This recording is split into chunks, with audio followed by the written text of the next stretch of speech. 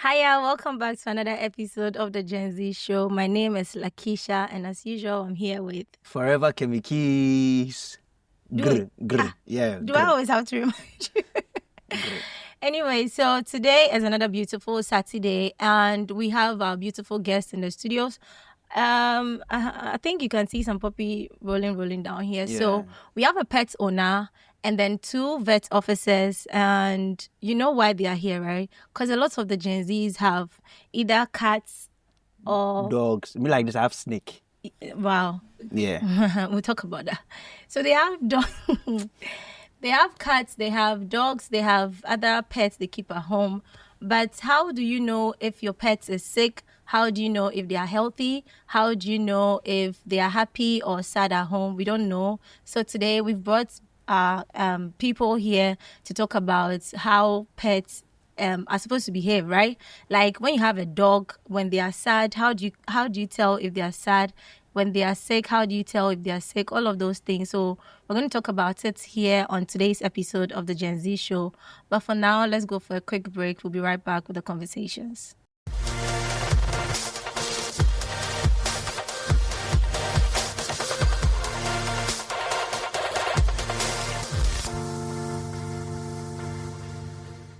Welcome back from the commercial break, and if you just joined us, you've tuned into the 20 Diaries edition here on the Gen Z show on Metro TV.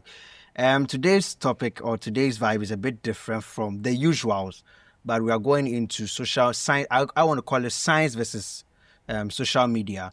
We have able people here to talk about One Health and Zoonoses. I know most of you are wondering what that is about. So basically, pets, TikTok, and animals, and we humans. Me like this, I own a snake. So I don't know what you own in the house. But then we want you to be able to get to know how to handle them during their sick times and how they can affect you, as well as the commercial side, how best you can commercialize your pet. So here in the studio with us is the CEO of Royal African Kennel and Rack Pets and Accessories, Kelvin. And then we have our soon-to-be doctors from KNUST Veterinary School of Medicine. Or if I didn't get that right. Did I? No, you didn't. I didn't. Okay. Yeah. Wrong for 3 points. Why are you doing the intro? Let them do it. Okay, so they'll do their own intro. Yeah. Well, please, my boss says they should do their own too. So that is that. Yeah, so they're here to just tell us about One Health and Zoonoses. Me, mom, I thought tech was a zoo school, but they said it's a university. So we'll find out from them if that zoonosis is actually the tech school or something else. So welcome, guys, to the set. Thank you. Right. So they said I shouldn't do your intro. So let us know who you are. So I'm Kelvin KQ. I am the CEO of Royal African Kennel and then Rack Pets and Accessories. So I deal in breeding of dogs, I deal in sales of dogs, I deal in consulting, and then letting people know exactly what they have, how to take care of what they have, and then how to ensure that what they have is best for them and then the environments that they find them in. Yeah. Right. Yeah. And our lady. Hi, I'm Alberta Afran, a 4th-year Doctor of Veterinary Medicine student and a soon-to-be vet. I'm Frank Gidiglu. I'm a para-veterinarian and then a student at KNUST School of Veterinary Medicine. Okay. So guys, he's a doctor surgeon. Or a doctor surgeon. Yes, so right. We are hearing One Health, we are hearing Zoonoses. One Health, saying I say it looks like a fitness gym or what is it? So let us know what One Health is. Okay, when we talk about One Health, we are not just talking about a concept. We are looking at a call to collaboration. One Health simply means that, or simply shows us that animal health, human health, and environmental health all have one thing in common. It's like a triangle. If one part gets off, the whole triangle comes down. So that's simply what One Health means. Yes. Right. And to Dr. Surgeon Frank, soon to be vet, or which of them? Which of them do you like? Dr. Surgeon or Surgeon? Surgeon. So Surgeon Frank, what is zoonosis? Let us know what zoonosis is. Zoonosis is it's a disease that can be transmissible or transferred from animal to human and human to animal. Human to Yes, please. So- animal to human. And human, vice versa. Vice versa. Yes, please. Right. So what kind of diseases? Malaria, typhoid. What kind of diseases? So malaria is a parasitic disease. Right. So dogs too can have malaria. No. No. Yes, please. But then Dogs, they have tick fever. tick fever. Yes. That human But beings this can year- get. Yeah, humans can get a tick infestation. Okay. So we have some diseases that humans can get and animals can also get. Example is brucella, that's brucellosis, rabies, Okay. leptospirosis, The three doing the same. Ebola virus, Ebola virus, Okay. and HIV. I think So wait, dog. dogs get HIV. HIV, dogs, HIV. Yes, this is a viral disease and can be transmissible. Okay, so what is the most common health issues that you guys have when it comes to dogs? Okay, both of you do with different animals. Yeah. But now we have a pet owner here and he deals with dogs. So I think the conversation is going to be centered on dogs. Oh. So what is the most common health issues when it comes to dogs? Like what diseases do you guys deal with most of the time? Okay, so mostly rabies is the most common Yeah. disease. And I'm hearing when they bite any other person, they can also get rabies. Yes, please. Yeah. So that makes it a zoonotic disease. Okay, so you see, growing up, they used to tell us that when a dog bites you and you get rabies, you start barking. Is it true? Yes, please.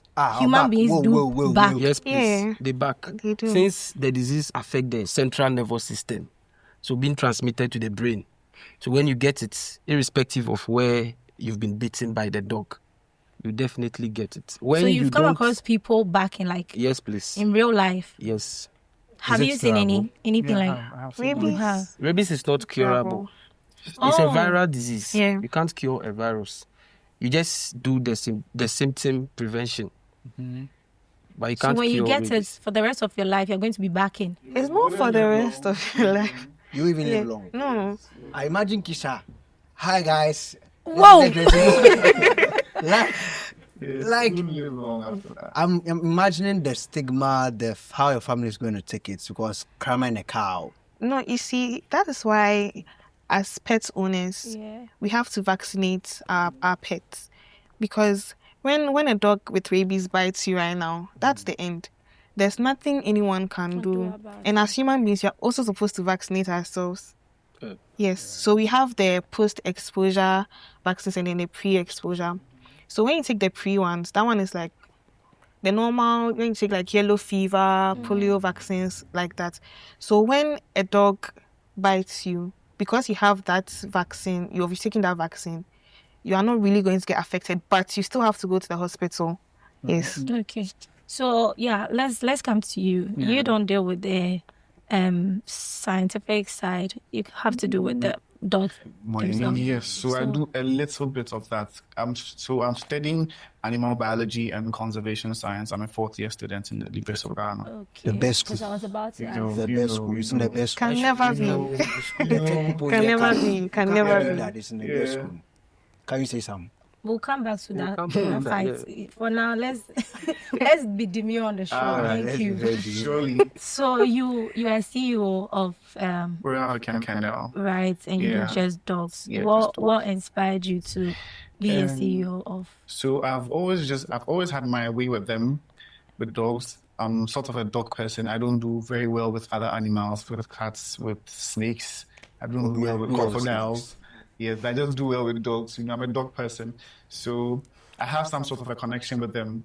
Exactly. Like somebody will say, oh, transport my dog from this place to this place. It's a big dog, a dog that when a normal person sees, the person will be scared. But then I just have my way to be able to take it from that place because I have that connection with them.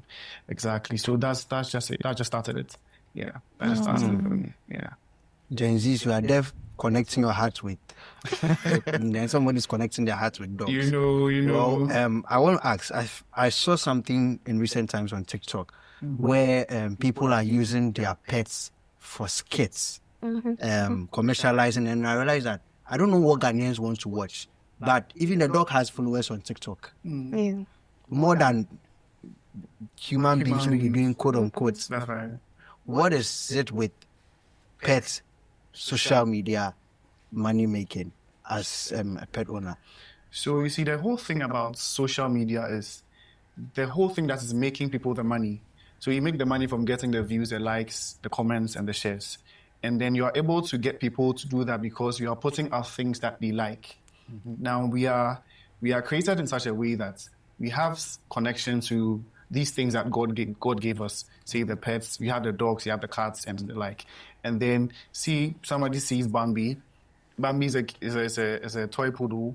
She's looking cute and everything. You're walking with Bambi. People want to touch it. People want to hug it and stuff like that. So you're doing that on social media. People see the dog that they love. They'll just want to watch and see how it goes. Yeah. That is giving you the view. That is giving you the like. That is giving you the shares. You get people interacting with you. People just want to come to spend time with them. That is where the commercial side comes in with social media, because you have people that love these animals are coming to just watch them. And then they are antidepressants as well. You can be sad, you can be bored. You just watch a dog playing around. Like Bambi came here today, playing around, and then everybody's laughing. Everybody's saying hi Bambi, Hi, and stuff Bambi. exactly. Except so that's basically it. That's just bringing in the views, because we as human beings are naturally attracted to these animals. Right. Yeah, so you don't have to do much. If your dog is one that is fun, people will watch you.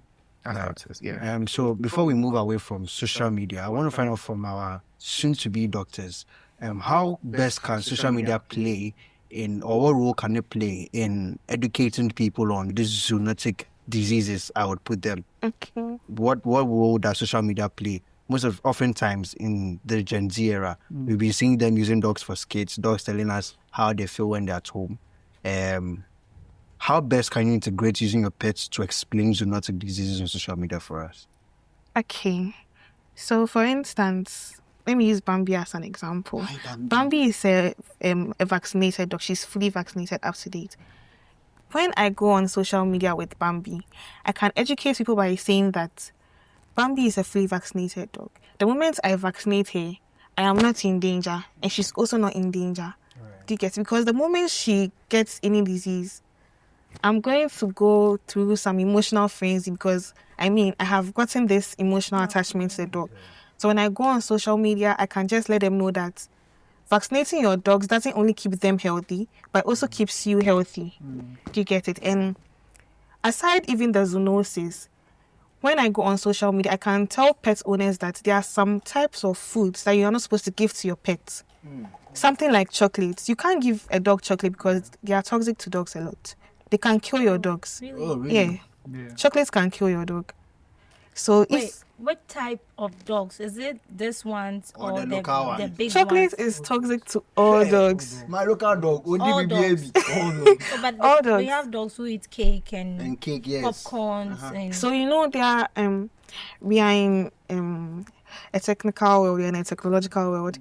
Day in, day out, people are making things that dogs can take. Okay. So you can see somebody can invent something that would look like chocolate, okay. but it will not be toxic to the dog. But something like dark chocolates, milk chocolates, dogs can take it. Okay. So when I go on social media and I educate pet owners, it's not only going to help me, but it's going to help everyone. So the moment your dog is healthy, you are going to be healthy. The environment is going to be healthy. Yeah. So it's going to prevent zoonosis in any way. Right. Yeah. Keisha, do you have any? Yeah, so I feel like, you see, now most of the girls out there, guys don't really like this kind of puppies. Right? Yeah. Most of the guys, the ladies out there would want to keep pets in their homes, and they don't even know what kind of food that's good for them. Like you're saying with the chocolate thing, they don't know how to. They don't know a lot about the pets, but they just keep them. What would be the first thing you want to advise them on when it comes to handling puppies like this type of puppies? Okay. They have them. They don't know the kind of foods they're supposed to eat. Some of them just, they give them anything. Do you think is right to have a pet and then just give them any food or just handle them like the way you handle the other pets? No. So one mistake I think new pet owners especially make is feeding their dogs what they eat. Yes. You know, say you pass through Chicken Man, Pizza Man, you buy something you want to give your dog. No, I think it's very, very, it's very, very unsafe because some foods that we eat, there are lots of spice in it. There's a lot of spice in it. Dogs don't take spice, most of them. Especially dogs that are used for certain stuff, tracking and stuff like that, they don't take spice. So not everything that we eat is good for our dogs. But then for a new persona, a girl that is very happy, she's seen a cute poodle on TikTok. She wants her boyfriend to get her the poodle. The boyfriend calls this breeder, oh, please, 14th, I want this for my girlfriend. Could you package it? Could you put some nice ribbon on the neck and stuff like that? They do it and then they give it to her. So what the breeder is actually supposed to do is after selling the dog to the client, you have to educate the client on what to do and what not to do. Because there's no joy in selling a dog to somebody and then finding out 3 days, 4 days later that the dog died. You know, exactly. So part of the responsibility as a breeder is to educate your clients that are coming in, even people that already have dogs, because maybe somebody might have owned a dog 20 years ago. They say, oh, I had many dogs, but 20 years ago isn't today. Things that we're eating 20 years ago, we're not eating them now, you know, and then things that we're feeding our dogs now, we're not feeding them 20 years ago. So you have to let the clients know, you have to at least maybe something small, a little note to let them know what to do and what not to do is very good. Yeah, it's very, very, very good. Okay, I would tell the new owner that never ever miss a hospital visit. And never, or don't forget to groom your dog.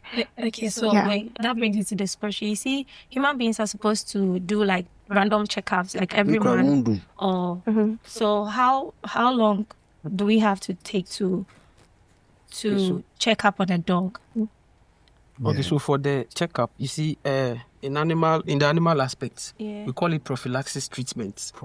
Prophylaxis. You go, it's a treatment made to prevent disease and other infection. Right. So we just call it prophylaxis treatment. It's a routine checkup that is mostly done to animals. For instance, you just take the animal to a vet to deworm, maybe vaccinate, or better to check if the animal is in good condition. Right. That's what should be done most often. So once in every month, you need to take your animal to the Once vet. in Every month. Yes, please. Okay, so it brings me to the question. I'll double side this question. Do you think there is money in pet business? Oh, yes. A lot of money. A lot of money. Yes. Because I realized I saw there was this dog so I call it conference. They had a conference in Accra here where the whole conference was full about dogs. And people were bringing all their Dobermans, I think The dog show. the cage dog show. And I'm like, what is so enticing about dog that you carry your dog in Uber and bring your dog for a conference? So the guys who are betting out there who are now, the dollar is coming down. Do you think it's best enough for them to invest into dogs or invest into pet business? Oh, yes, it's very lucrative. I mean, it's very lucrative if you do it and you do it right. You know, one advice every breeder will give you is that don't go into the breeding business just because of returns. So you have to have a little passion for the dogs before you go into it because it's capital intensive. You know, you have to buy their food, you have to take them for checkups like they're saying, you have to make sure your treatments are on point. And then even in the occasion where you have a pregnancy, a successful pregnancy, it takes a lot before the dog litters. When a dog litters, you have to go through a lot before the puppies are ready for markets. That is where you get your money. There's the marketing aspect as well. You have to actually pay to market the puppies to get their returns from it, you know. So there's money in it, but then it's also capital intensive, and it's a better investment as compared to the betting you're saying, because somebody would come and tell you, I lost 15,000 cedis betting, you know, but then you could get a pure breeder for say 5,000 cedis, for say 4,000, 3,000 cedis, and then just take your time, feed it with just a little that you have, and then in no time you have puppies out of it. So you don't go into it necessarily because of the money, but then with the passion, you go into it, and then if you do it right, you get the money out of it, and you get good money as well. So like you're saying, there's good money in breeding Unless- pets, right? So now that let's say I'm a pet lover and I want to breed pets, you go and then you want to feed them and their food is so expensive. You know? Yeah. Like their food is so expensive. I think that's how come people end up giving like feeding them what they Yes, eat. because maybe they make the need be na masanda come. So why do you think pet food is so expensive? Is Why there a do I think- reason, or is like as a normal thing? Well, personally, I would say if you know you don't have the capital, you don't have the money to get dog food, there are some foods that you can give to their dogs.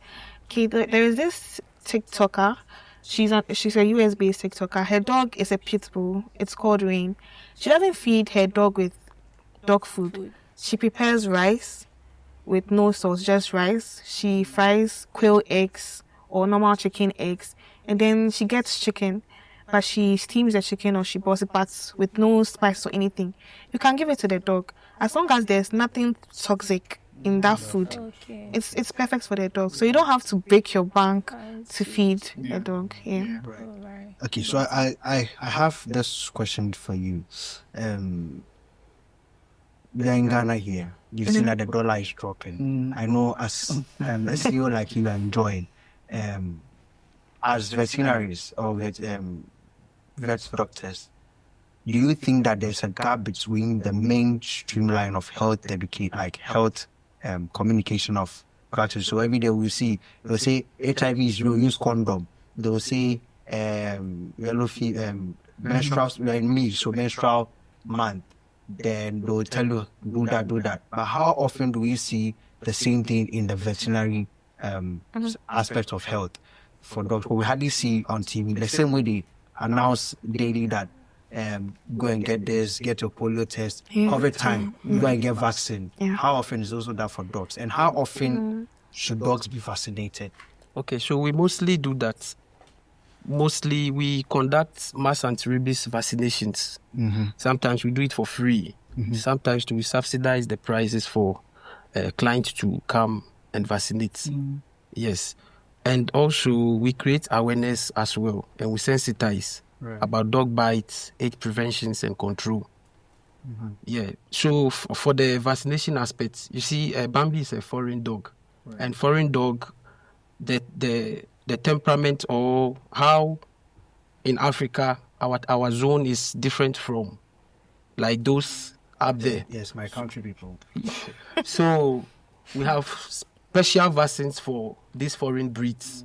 Yes, we have special vaccines. With the vaccine is called DHPPL, distemper hepatitis. DHPPL. Oh, guys, I thought it was BBL. Oh no, I never said DHPPL. So the D is for distemper, the H is for hepatitis, the P is for parvovirus, the other P is for parainfluenza, and the last one is for leptospirosis. These are all viral diseases. So it's done 3 times. The first one is done when the dog is at 6 week. The second is done at 8 week, and the third is done at the 12 week. So at the 12 week, we add the anti-rabies vaccine to it. Okay. I have a bit of concern. So in my home, we used to rear dogs. We used to have a Doberman where he gave birth to about 15 puppies. And we also rear other animals like the sheep. We used to have woodpeckers. We used to have rabbits. Okay. Is this before I realized the puppies were gone, like they just started dying. Is it okay to integrate all these animals in one home, or you should have a farm for you should have a farm or a kennel for just dogs, like separate, or we can house them in one house? Because I feel like every dog that used to come to them, foreign dog that comes, but I know that when they give birth, the puppies just tend to pass away. Okay, so with that, you see, we have some diseases that are contagious. For instance, even humans, we can transmit or transfer disease through contact. So you rearing or raising different animals altogether, you need to know how to confine each and every animal. For instance, you have a goat, you need to get a goat pen, either semi-intensive or intensive. A dog too, you need to confine it, cage it, to prevent it maybe loitering around and then causing problems. Yes. Right. So okay, so bringing me to the topic. Okay, Wait, before I have a follow-up question. Right. You see, there are some dogs when they give birth, like for the first time, all their puppies will either die or they eat them. yes, that's Why do they do cannibalism. that? Okay, so it's a condition. Okay. some dogs lack some certain nutrients. Yes, when you lack some nutrients, you do practice or do cannibalism. Sometimes too, it depends on the type of breed, and then also the client or the owner doesn't feed the dog properly, and some too are inexperienced. The pets are inexperienced in the sense that it hasn't given birth before, it hasn't whelped before. So when it whelps, in the process of feeding, it can sleep on the puppy. Yes. You see, that causes those problems. That's how come they die. So I think for a pet owner that wants to breed his or her dog, they have to understand the responsibility that the breeding comes with. You know, so some people will just say, "Oh, make I about heat. My dog is on heat. They take it to another dog to mate it, and then they just forget about it. The dog just gives birth in the sun somewhere. You know." The puppies will pick up something from there. And then, mind you, these foreign dogs are not like our local dogs that we have here. So they are not as resistant to the conditions here. Because you can get a local dog giving birth in the gutter somewhere. The puppies will grow up, 9 solid puppies, nothing will happen to them. But then have these ones give birth in the sun anywhere, or even outside on the tiles. The cold will catch them, they'll all die. You know, so when you decide to breed your dog as a pet owner, you have to understand the responsibility that is coming with. You don't just cross the dog or mate the dog and then leave it. You have to be there with the dog throughout the pregnancy and even when it litters. If it's a new or even the continuing mother, you have to be with her. Because for breeders, we sometimes sleep with the dogs in their kennels. Huh? We sometimes stay. Yes. For me personally, I had a litter. I brought them into my room. I also them in my room the whole time. Wake up, because sometimes you have to feed them yourself. Yes, because the mother, like you said, the mother can sleep on the puppies. Imagine you have puppies that are worth $2,000 each, and then you've mated. You say you've done $1,000 mating. You want money? You can't. How much will you sell that dog for? That's what I'm saying. It's a $2,000 puppy. You know, you have to be there to ensure that the puppy survives. Have you ever sold a puppy for $2,000? I wouldn't like to disclose that. So that is it. So you have to put the commitment in it because you want the returns, you know. So you have to take care of them, be there with the puppies, ensure that the mother is fed. Every puppy is fed because, like Kemi said, he had 15 puppies, Doberman puppies.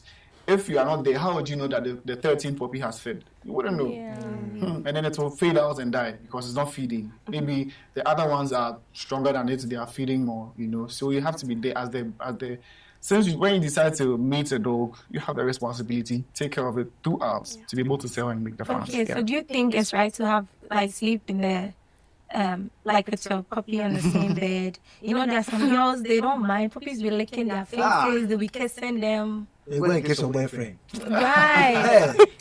So that's where One Health falls in. Because what are we to do to make sure that we are all safe? The first thing is the animal. The animal needs to be properly vaccinated. Because rabies like this, it doesn't necessarily mean, let's say it bites you and then that's where you get the virus. For instance, let's say you have a cat and then it licks you. Through the saliva, you can easily get the virus. So you need to vaccinate your animal.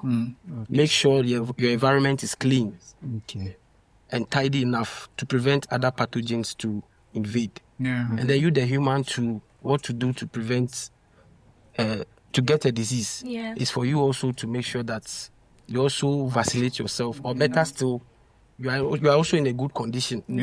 Yes, that will prevent. So this is where the One Health comes in. Yeah, that's true. Right. Okay, before we go, let me just test your knowledge on what's happening in Ghana right now.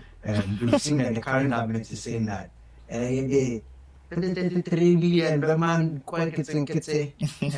want to find out from you, all of you as a business owner, you as a vet, do you think that the policy is regulating backyard or street chicken sales, or is necessary for public? Is it? So let me put the question well. Okay. In kitchen policy, do you think that regulating backyard poultry and street chicken sales is necessary for public health, or is just a government overreach? Okay. So let's look at the public health aspect. For vets and for people who are environmentalists and even medical doctors, let's take it like a bed, one bed in one of the backyard poultry. One bed has gotten avian influenza, which is known as bird flu. It's going to affect all the chickens there, and it will come, it will spread. It's going to be like COVID-19. It can even cause a lockdown because avian influenza. Lockdown. Yeah, avian influenza can be passed on to us easily. Do you understand? So this whole Nkukon kitten thing, if vets are put on the front line, we are definitely going to help regulate it very well, and it will not be a public health concern.